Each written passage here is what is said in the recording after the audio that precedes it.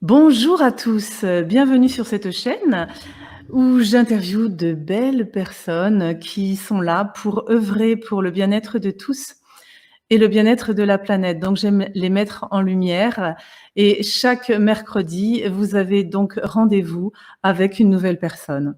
Je me présente pour ceux qui ne me connaissent pas encore. Je suis Chantal Blanchoin, professeure de yoga, et j'ai créé cette chaîne justement pour vous faire connaître des personnes qui peuvent vous aider grâce à leur méthode à trouver vos propres solutions. Alors laissez-vous attirer, laissez-vous inspirer par toutes ces belles personnes et n'hésitez pas à les contacter. En tout cas, abonnez-vous à cette chaîne, activez la cloche pour être informé des diffusions à chaque fois, le mercredi, le lundi lorsque je partage mes petites bulles de réflexion et puis le vendredi pour mes instants yoga. Aujourd'hui, nous allons parler d'un sujet qui me touche beaucoup. Nous allons parler de l'hypersensibilité avec Marie-Élise Château qui est là, tout près de moi. Bonjour Marie-Élise. Bonjour Chantal, merci de Merci. m'accueillir. Écoute, merci à toi parce que vraiment ce sujet-là me touche énormément puisque moi j'ai découvert mon hypersensibilité seulement depuis on va dire 18 mois, enfin presque 2 ans, et j'ai 57 ans pour tout te dire, et c'est vrai que j'ai été très très longtemps en souffrance et que là je commence à comprendre mon fonctionnement, à l'accepter et à me sentir vraiment beaucoup mieux dans ma peau. Donc j'ai vraiment envie de parler de ce sujet pour que un maximum de personnes puissent découvrir leur hypersensibilité. Donc aujourd'hui, tu vas nous parler de toi, de ton cheminement, de ce qui a fait que tu en es là aujourd'hui et qu'est-ce que tu proposes pour que chacun puisse découvrir ou pas son hypersensibilité. Bonjour, merci Chantal. Oui, donc je suis Marie-Élise Château. Moi, je vais pouvoir dire mon âge aussi. J'ai 48 ans et c'est vrai que ça peut presque se compter en moi aussi parce que je ne le sais pas depuis tellement longtemps que je suis hypersensible. Alors, tu m'as demandé pour mon parcours. Eh bien, je sentais bien qu'il y avait quelque chose toujours avec moi. C'était ce que j'entendais enfant, c'était surtout tu pleures pour un rien. Oui, tu es toujours en train de pleurer, tu es susceptible. Beaucoup, j'ai entendu ça. J'étais quelqu'un qui rougissait vraiment beaucoup. Et bon, ça m'est resté jusqu'à l'âge adulte. J'ai fait des études, j'ai eu des postes de management au niveau des projets, au niveau des laboratoires. J'ai fait beaucoup de choses dans l'industrie, mais c'est vrai que j'étais jamais vraiment, je me sentais en décalage. Il y avait toujours quelque chose ou pas à ma place ou pas légitime. C'est toujours des mots comme ça qui ressortent. La personne hypersensible, d'abord, elle capte beaucoup de choses par son environnement et surtout un ou plusieurs sens, beaucoup plus que les autres. Déjà, ça peut être un indicateur. Si on repère des choses, soit visuelles, soit des sons, soit des odeurs que les autres ne sentent pas du tout, ne repèrent pas du tout, ça peut être un indicateur. C'est un peu la base de l'hypersensibilité, en fait. Et voilà, je suis sortie de l'industrie parce que c'était mieux pour moi, ça j'ai compris. Et en sortant, j'ai découvert le coaching que je ne connaissais pas avant. Donc là, ça allait déjà beaucoup mieux. J'ai compris des choses, une question de posture, etc. Mais c'était pas encore ça. Et les gens que j'attirais, il y avait un effet fort de miroir parce qu'ils vivaient les mêmes choses que moi quand j'étais en poste, c'est-à-dire des relations un peu difficiles, à se prendre la tête, à se poser plein de questions, des valeurs auxquelles on s'accroche et on ne veut pas lâcher. Voilà, et je me suis dit, tiens, c'est bizarre parce que je pensais être la seule, en fait. Je croyais qu'il n'y avait que moi. Et ça, c'est souvent ce que disent des hypersensibles. On croit être seul. Et en fait, c'est vraiment un fonctionnement par cette arborescence au niveau du cerveau qui fait que finalement, eh bien, on n'est pas seul et qu'on vit tous, quand on ne le vit pas comme un poisson dans l'eau, je dirais, mais on vit tous un petit peu les mêmes aléas, les mêmes petits soucis dans la vie, en fait, pour s'intégrer dans notre monde, en fait. D'accord. Mais c'est important d'expliquer un petit peu parce qu'il y a énormément de gens qui n'en ont jamais entendu parler. Et donc, du coup, c'est vrai que moi, ça me gêne un petit peu de mettre dans une case, mais en même temps, ça fait tellement de bien de se reconnaître et de comprendre qu'on fonctionne différemment, ce qu'on appelle les normaux-pensants, mais c'est pareil, j'aime pas trop ce mot-là. C'est Ouais. difficile de trouver le vocabulaire juste pour que on se mette pas, comment dire, en dualité avec les autres, en fait, parce que en fait, on est très complémentaires, mais on le vit comme si on était différents, comme si on n'était pas compris, comme si on devait s'adapter à un monde qui n'est pas adapté pour nous. Oui, c'est un peu ça, hein. C'est vrai que c'est la personne hypersensible, elle représente, environ 20%. Donc on dit entre 15 et 35, ça varie, un peu, mais environ une personne sur 5 et les autres sont, comme tu dis, plutôt normaux-pensants. Alors ça, cet écueil et c'est pour ça que je dis des fois que c'est un peu comme un coming out. Maintenant, j'ai plus ce souci-là avec ça parce que franchement, ça a été une telle libération et tu l'as dit toi-même, ça a tout expliqué et ça a rendu aussi mon métier de coach beaucoup plus passionnant et beaucoup plus efficace aussi. Et non, je suis vraiment contente. Et surtout, ce qui me freinait, parce que j'avais lu les livres d'Hélène Aron. Alors, Hélène Aron, c'est la scientifique américaine qui fait des recherches sur l'hypersensibilité, qui a même créé le nom High Sensitive Person en anglais. Elle a commencé à les étudier, on va dire, vraiment à fond, hein, empirique, elle fait des tas d'études dans les années 90, donc il y a longtemps. Et moi, ces livres, je les avais lus. Mais je prenais ça comme tu dis, j'avais pas fait cette différence. Et c'est seulement en 2019, hein, on était 2019, que je le relis, son livre, son premier. Et là, ça fait tilt. Je me dis, mais en fait, c'est vraiment une différence physiologique. C'est pas quelque chose dont on peut se débarrasser ou atténuer de temps en temps. Et on l'a toujours. On l'aura jusqu'à notre dernière demeure. Donc là, il n'était plus question de trouver un remède à cette faiblesse ou ce handicap. C'était, puisque c'est là, elle va en faire quelque chose, quoi. C'est vraiment ça. Et moi, ça m'a libérée vraiment beaucoup. En fait, c'est une question de cerveau qui fonctionne différemment. Ouais. Le cerveau d'un hypersensible, il fonctionne comment pour expliquer un petit peu aux personnes qui nous regardent? Oui, donc c'est ça, il fonctionne en arborescence, c'est comme ça qu'on dit. En fait, c'est vrai qu'on va passer une idée va en apporter 10 autres et encore 10 autres et encore 10 autres. C'est pour ça que on va nous renvoyer souvent que on passe du coq à l'âne et qu'on perd les gens, en fait. C'est ça aussi, c'est se rendre compte que tout le monde ne fonctionne pas comme nous et qu'on peut perdre les gens. J'aime bien l'image de Christelle Petit-Colin dans son livre. C'est un livre que beaucoup de gens lisent. Je sais pas si tu mets des références, mais c'est un mental envahissant. Je pense trop ce mental envahissant. Et j'aime bien son image. Elle dit que, en fait, pour montrer que le monde n'est pas adapté vraiment aux hypersensibles, c'est comme si on se déplaçait d'un point A à un point B dans une forêt. Et en fait, on a édité des cartes parce que la plupart des gens, ils vont prendre les chemins. Donc, on a édité des cartes. La personne hypersensible, elle va pouvoir survoler les arbres. Et quand on lui donne cette carte, du coup, la carte, eh bien, elle n'y comprend rien. Et ça, c'est souvent ce qui arrive dans notre monde, qui est fait pour les 80%. Et du coup, ça va faire qu'elle va se sentir inférieure, se sentir comme bête, en fait. La personne hypersensible, souvent parce que les outils qu'on nous donne ne lui conviennent pas. Oui, c'est un autre mode de fonctionnement, un autre mode de pensée. Et donc, du coup, effectivement, comme on ne se sent pas comme les autres, hein, comme la norme, on va dire, comment les autres, effectivement, on a tendance à se dévaloriser. Alors qu'on a des capacités, bien sûr, énormes, mais que du coup, comme c'est pas dans le courant des choses, on les utilise pas bien. Et effectivement, si on ne comprend pas ce fonctionnement-là, on peut passer à côté de nous-mêmes et être en souffrance. Oui, c'est ça. Et c'est vraiment dommage parce qu'il y a des personnes qui s'en rendent compte, comme tu dis. Toi, c'était quand même assez tard et d'autres encore beaucoup plus tard. Hein. Et moi aussi, c'était pas très tôt. Et voilà, c'est pour ça que j'aimerais, oui, ce serait l'idéal de pouvoir toucher les jeunes. Mais c'est vrai que ce terme hypersensibilité ne les attire pas puisque ils sont dans un âge où il faut être fort, il faut être fort. Il faut être comme il faut être. Voilà, oui. Le moule est aujourd'hui, il est toujours à être fort. C'est en train de changer, hein, il y a des fissures dans ce moule-là. Mais ça peut être ça, mais ça peut être aussi des gens qui écoutent, qui entendent énormément de sons. Ça peut être perturbant parce qu'ils entendent toutes les conversations sont des gens, ça peut être tellement d'autres perceptions, ça peut être le physique.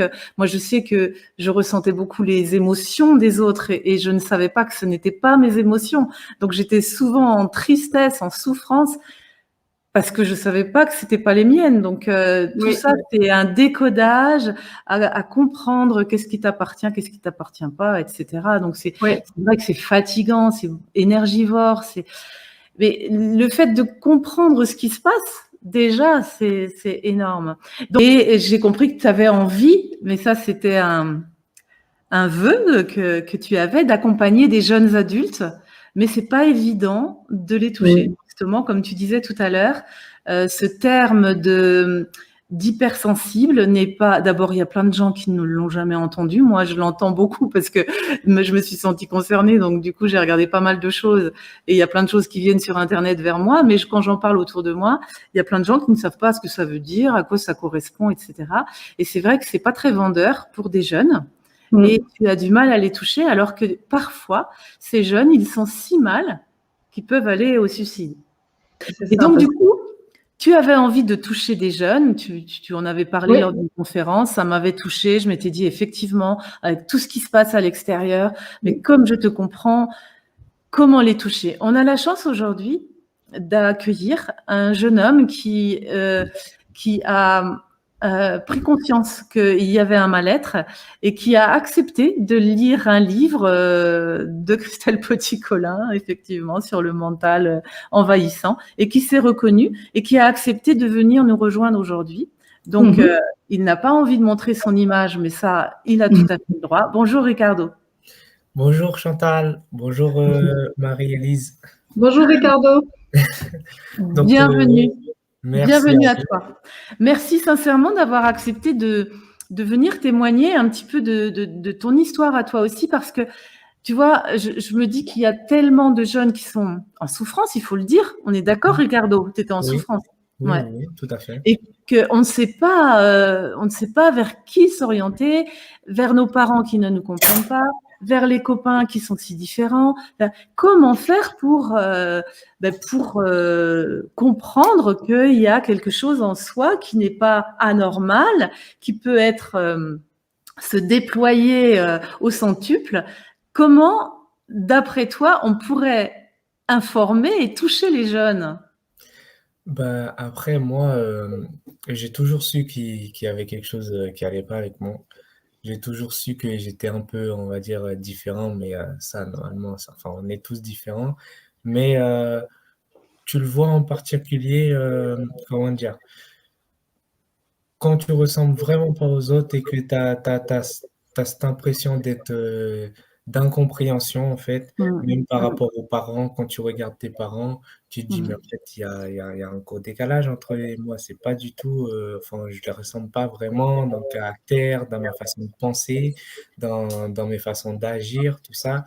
Et c'est vraiment ça, en fait, qui m'a fait dire que voilà, il y avait quelque chose et que j'ai toujours eu aussi ce pressentiment de il y a quelque chose de différent, mais je sais pas ce que c'est. Et depuis tout petit, je me suis toujours posé des questions, comme je l'apprends maintenant là qu'un hypersensible, voilà, ça se pose beaucoup de questions, ça rumine beaucoup et tout. Mais en fait, je me suis dit, c'est tout moi en fait, et que ça a jamais cessé. Et c'est ce qui m'a amené jusqu'ici. Enfin, voilà, à découvrir en fait mon hypersensibilité et j'en suis heureux aujourd'hui. Mais il n'y a pas longtemps. Oui, il n'y a pas longtemps et du coup en fait, déjà le savoir c'est soulageant, mais après faut aussi l'accepter et il y a plusieurs phases, il y a plusieurs d'autres phases aussi Oui, bien sûr. On ne peut pas dire que de savoir qu'on est hypersensible, ça règle tous les problèmes. Après, il y a tout un chemin. On est bien d'accord. Mais au moins, comme tu dis, c'est soulageant. Oui. Et est-ce que toi, tu rencontres d'autres jeunes que tu as l'impression qu'ils sont mal dans leur peau? Est-ce que vous en parlez entre vous ou est-ce que c'est quelque chose qu'on cache, qu'on veut surtout pas montrer? Moi, je sais que j'en parle pas vraiment pas du Ah tout oui. même à des jeunes ou quoi que ce soit. Mais, j'essaye quand même d'en parler, enfin, quand je vois, quand j'en suis persuadé que quelqu'un, je me dis: «Ah oui, je sens cette différence aussi, en cette personne», beh, j'essaye. Mais après c'est pas toujours facile aussi d'aller voir quelqu'un Non, et de lui dire: «Beh, en fait, bah voilà». non. Mmh. Et du C'est vrai. coup, beh, j'essaye de faire un peu de mon mieux et d'apprendre aussi, sur moi et beaucoup sur l'hypersensibilité, d'en apprendre plus pour mieux l'accepter et mieux l'utiliser aussi. Oui, très bien. Et d'ailleurs, je crois que, Marie-Élise, tu avais envie de proposer un test là, non? Est-ce que c'est le moment? Est-ce qu'on peut faire ça? Parce que du coup, je me dis que, toucher les jeunes, c'est pas facile. Donc, vraiment merci Ricardo d'être là parmi nous. Mais ça peut être aussi des gens qui nous regardent, qui ont des enfants, comme tu disais, et qui vont Oui, se dire: «Ah tiens, c'est marrant, mon enfant, il a l'air d'être un peu, comme ça, je le sens compliqué, je le sens mal dans sa peau» et cetera. Donc l'amener à regarder la vidéo et de se dire, bah, tu vois, peut-être qu'il y a des questions à se poser pour savoir où tu en es et te faire aider. Donc par ce petit test, je ne sais pas comment tu procèdes pour le test, Marie-Élise? Alors, c'est ce que je fais pendant les conférences. Alors, les gens aiment bien, hein, c'est ludique. J'ai mis sur des petites cartes de D'accord. couleurs, voilà. Oui. Et je laisse choisir les gens parce qu'il n'y a pas de hasard, donc ils choisissent une couleur et un numéro. Donc, D'accord. si Ricardo veut se prêter au jeu, on peut faire ça. Et puis, on ne va pas passer toutes les cartes, hein, bien sûr, mais c'est Non. justement pour que la personne s'exprime. Est-ce que elle, ça lui dit quelque chose? Est-ce que c'est quelque chose qu'elle vit ou pas du tout? Et puis, sur le jour, voilà, c'est pas un hasard, et bien, ça fait réfléchir aussi. Tiens, ça me peut-être un message pour moi aujourd'hui. D'accord, ok. Est-ce que Bah tu veux vas-y. faire ça, Ricardo? oui, du coup, il Alors, faut que j'ai je plusieurs choisisse, couleurs. J'ai 2 verres de bleu foncé et clair. J'ai orange, rouge, blanc, jaune. je vais Voilà, je crois que choisir j'ai le tout dit. bleu. Le Le bleu. bleu? Mmh. Lequel? Clair ou… Bleu clair, oui. Alors, le clair, c'est sur le thème de décalage, un sentiment de décalage, une complexité émotionnelle. Un ou deux? Heu, je dirais 2. Alors, deux clairs. Donc, c'est à l'école, on me disait parfois, ben, la stupide, j'aime pas trop, c'est quand même fort, mais c'est ce qui est dans la littérature, insolent, hors sujet ou provocateur. Provocateur, non, mais hors sujet, je l'ai toujours été.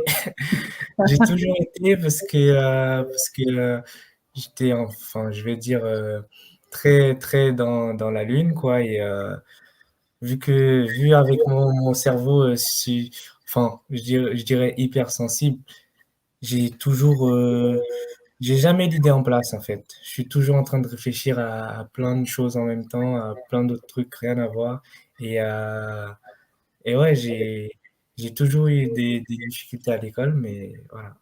Hmm. Et tu étudies là en ce moment, tu étudies, tu es un étudiant, hein? Oui, oui, oui, oui. D'accord. Parce que c'est vrai que souvent, quand la personne hypersensible, est-ce que tu te reconnais sur ce thème-là, sur le hors-sujet, elle peut être emportée. En fait, elle va faire selon ce qu'elle pense être Oui, bien c'est ça, c'est et ça. elle peut s'éloigner des critères de ceux qui vont juger. Donc, on peut des fois faire quelque chose de super, puis pas forcément avoir une très bonne note, malheureusement. C'est ça, parce qu'en fait, on suit, nos intuitions, quoi et je sais que j'ai toujours tendance à suivre mon intuition et voilà et souvent être hors sujet, mais bon, je me sens en fait obligé et c'est un sentiment où voilà, je me sens obligé d'aller vers ce chemin-là, en fait et pas autre. Oui, tout à fait. C'est pas forcément, si je peux dire, ça doit pas être quelque chose à corriger en fait, parce on voit que la personne hypersensible, ben, elle fait selon ses critères. Mais est-ce que c'est mal? On a besoin aujourd'hui pour l'intelligence collective, on a besoin de cette unicité marquée de tout le monde, parce que si tout le monde pense ce que le moule nous dit de penser, il y a plus d'intelligence collective. Mhm. Donc quelque part, voilà, Si tu fais comme ça, c'est pas du tout une idée de le changer. Après, il faut voir, des fois, il faut arrondir les angles quand même, c'est sûr, si les conséquences sont trop mauvaises pour soi. Oui, après, je pense pas que c'est un truc, c'est quelque chose à changer, mais en fait, je dirais que c'est quelque chose, c'est une manière, en fait, à améliorer, à apprendre à comprendre, en fait, et à s'écouter pour mieux trouver son chemin, quoi. Parce que je pense que si je me sens obligé d'aller vers ce chemin-là, c'est que forcément j'ai quelque chose à trouver et que peut-être je serai à ma place. Oui, tout à fait. C'est ça, super. Chantal, je fais une autre carte. Merci, Ricardo. Oui, oui, pourquoi pas. Allez, voilà, alors une autre carte, si tu veux. Un autre thème. Je dirais. Il y a rouge aussi, orange, jaune, blanc. Je dirais orange. Orange. Alors, l'orange, c'est un seuil d'irritabilité bas. Alors, j'en ai plusieurs, j'en ai 3. Je vais prendre le 3, oui. Alors, le 3. Alors, le seuil d'irritabilité bas, en fait, ça va avec la perception par les 5 sens plus forte. Donc, ça veut dire que par rapport aux autres personnes, on va être plus rapidement irrité, en fait, irritable. C'est-à-dire qu'on risque, voilà, la coupe va être pleine plus tôt. Alors là, on dit, qu'est-ce que je fais pour me relaxer quand ou juste avant d'atteindre le seuil où on risque justement d'exploser. Parce que ouais, je sais bien que, comme vous disiez tout à l'heure, je suis, comment dire, susceptible un petit peu, je trouve. Enfin, je l'ai remarqué, quoi. Et que ouais, mais j'ai beaucoup de mal aussi à dire les choses au bon moment, en fait. Donc, j'ai tendance des fois à trop prendre, à trop garder pour moi. Et ben, au bout d'un moment, ben, j'explose et que voilà. Mais je sais que c'est pas la bonne façon de faire. Je sais que j'ai ça à changer chez moi et qu'il faut que j'apprenne à dire les choses dès que ça me plaît pas, il faut que je le dise, quoi. Oui, c'est ça, oui, d'accord. Donc, ton souhait, effectivement, ça c'est quelque chose, il est effectivement bon de changer ça, de comprendre que on fonctionne différemment de l'autre et effectivement de faire quelque chose avant pour se relaxer, pour faire que ça, on n'arrive pas à cet extrême. Donc, trouver un moyen pour en fait s'éloigner, pour arrêter. Parce que des fois, comme tu dis, déjà, on n'est même pas conscient de qu'est-ce qui fait que je suis en colère. Donc, et souvent, là, c'est ce que je vois pendant les conférences, c'est qu'on a oublié d'écouter son corps, tout le monde, mais du coup, bon, voilà, ça fait. En fait, c'est le corps qui devrait nous donner des signes. Et donc, c'est tout un apprentissage de reconnaître que, là, je commence à être mal. Et effectivement, peut-être s'éloigner ou faire quelque chose. L'ancrage avec la main sur le cœur, ça, c'est ce que c'est la base, mais rien que de faire ça, c'est déjà bien. De mettre la main sur le cœur et respirer. Et peut-être pas directement trouver la solution par les mots parce qu'en fait, on est quand même submergé, quoi. Merci, Ricardo. Moi, ce que j'aimerais, c'est peut-être, parce que là, on ne peut pas faire trop de cartes, hein, tu vois. Il y a oui, je me doute, oui. Mais peut-être, qu'est-ce que toi, tu conseillerais d'autre à Ricardo pour justement peut-être réussir à trouver sa place, parce que j'ai cru comprendre que c'était ça sa difficulté aujourd'hui. Et puis peut-être Ricardo, lui, s'il a quelque chose à dire pour conclure. D'accord. Et aujourd'hui, qu'est-ce qui te manquerait alors? C'est dans quelle situation où tu nous en as déjà parlé? Ce qui me manque, ce que je dirais que je dois travailler, en fait, c'est l'utilisation, en fait, de toutes ces informations-là que j'ai acquises sur moi-même. C'est de pouvoir les utiliser voilà, au maximum et de m'en servir, quoi. Tu veux dire de tes qualités en tant que personne hypersensible? C'est ça, exactement. En général, c'est la créativité. Donc, ce qu'il y a, c'est que trouver qu'est-ce que tu aimes faire et où est-ce que tu t'exprimes. Tu es encore très jeune, donc ça ne doit pas être trop loin. Et aller là, ça peut être un hobby ou dans les études que tu fais. Est-ce que tu sais ce que tu aimes faire, qui est naturel chez toi et qui te remplit de joie et de plénitude? Bah, après, j'ai encore beaucoup à réfléchir sur ça. J'ai encore beaucoup à réfléchir, mais oui, c'est pas loin. C'est vrai que la créativité me plaît un peu, mais il faut que je réfléchisse plus clairement voilà, dans le Très domaine. intuitif, en fait, si le moins on passera par le mental, le plus tu vas savoir de choses. En fait, que je te recommanderais, on n'a pas trop de temps, je pense, Chantal, mais tu le sais, hein, parce que c'est aussi les enseignements de Céline Joyce, c'est vraiment faire les activités de joie et se reconnecter à l'enfant qu'on a été. Donc, comme il n'est pas loin, hein, à 22 ans, je pense qu'il n'est pas très loin, l'enfant que tu as été. Donc, Ben, qu'est-ce que tu aimais faire? en fait, Repense à ça. je Oui. pense que je vais jamais quitter l'enfant que j'étais, en fait. Et ouais, en parlant de ça, c'est vrai que quand j'étais petit, j'adorais en fait me mettre en scène des. J'avais mes petits jouets, c'est vraiment quand j'étais gamin, quoi. Et je me souviens, j'adorais faire des scènes, créer des scènes. Et à chaque fois, c'était jamais les mêmes scènes et Eh tout. ben, vas-y. Et, et je sais Comment? que One man show. Et je sais que ouais, j'adorais faire ça. Ok. Est-ce que tu as un dernier mot, quelque chose à dire, Ricardo, que tu voudrais peut-être donner un conseil ou je sais pas, est-ce que ça t'a apporté que on puisse en parler là ce soir? Je sais pas, ce qui te vient Oui, là maintenant. ça m'apporte et ça m'a vachement apporté parce qu'en fait, ben, en parler pour moi, c'est comme si, voilà, c'est un pas vers l'acceptation de ça aussi, qui est pas toujours facile à accepter et que ben, je suis en train de découvrir que voilà, peut-être je suis prêt à l'accepter et à vivre avec et que c'est un peu toutes les réponses que j'ai trouvé en fait les réponses à toutes mes questions, quoi. C'est chouette. Ouais, c'est fort, hein. Ouais, c'est Ouais. fort, mais c'est tellement ça.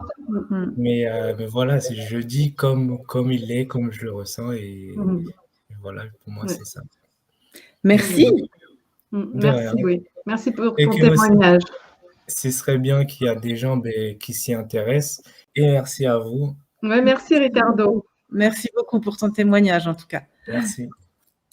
Oui, Marie-Élise, on en arrive là parce que tu proposes des choses, tu proposes des échanges pour que les personnes viennent, comprennent, se reconnaissent.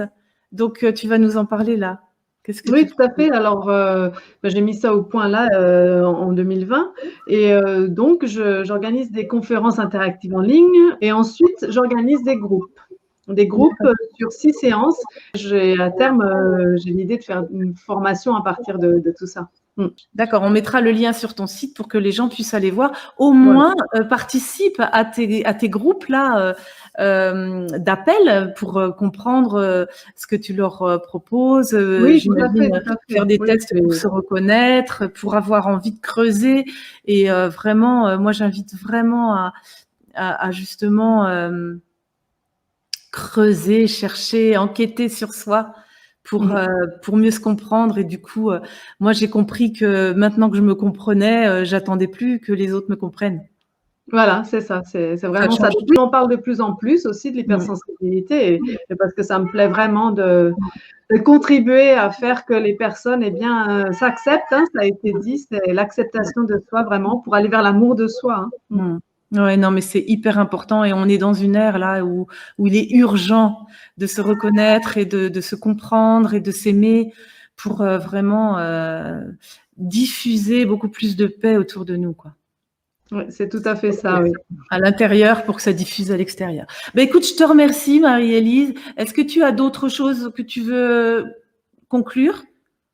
Oui, peut-être juste te dire que j'ai une chaîne YouTube hein, à mon nom, donc c'est facile à trouver, où je développe beaucoup l'hypersensibilité, mais pas que, aussi le changement de paradigme dont tu as un peu parlé. Hein, nous sommes dans une nouvelle ère, donc il faut être bien positif et voir la ligne la plus positive possible. Ouais. Et voilà, je te remercie beaucoup de m'avoir invité, c'était très intéressant, c'était un plaisir aussi. Merci à toi et de partager ton expérience sur l'hypersensibilité. Que tu as découverte récemment, c'est très important, oui. Merci. Merci, franchement, pour moi, c'était un grand plaisir. Et eh bien, si tu as d'autres choses à présenter, n'hésite pas à revenir vers moi. Ce sera vraiment avec beaucoup de plaisir. À très Merci bientôt. beaucoup, Chantal. Oui, à très bientôt. Au revoir tout le monde. Au revoir. Eh bien, voilà. Franchement, n'hésitez pas à contacter Marie-Élise parce que je suis sûre que ça peut vous aider à approfondir. Si vous sentez du mal-être, si vous vous sentez pas reconnu, si vous ne vous sentez pas à votre place, si vous n'arrivez pas à vous faire comprendre, bah, allez explorer. Franchement, ça vaut le coup. Même si c'est pas ça, si vous n'êtes pas hypersensible, mais au moins vous aurez fait un premier pas vers vous-même en tout cas. Donc je vous souhaite le meilleur. Je vous souhaite vraiment de prendre soin de vous. C'est hyper important. Abonnez-vous à cette chaîne. Il y a de toute façon toujours de belles personnes à rencontrer. Donc, je vous invite vraiment à vous abonner, à me soutenir, à liker, à partager. Et souvenez-vous que tout est possible. Il suffit d'y croire. Il suffit de faire les premiers pas vers vous-même. Je vous embrasse. Je vous dis à très, très, très vite. Et puis, prenez soin de vous surtout. C'est le plus beau des cadeaux que vous puissiez vous faire. Au revoir.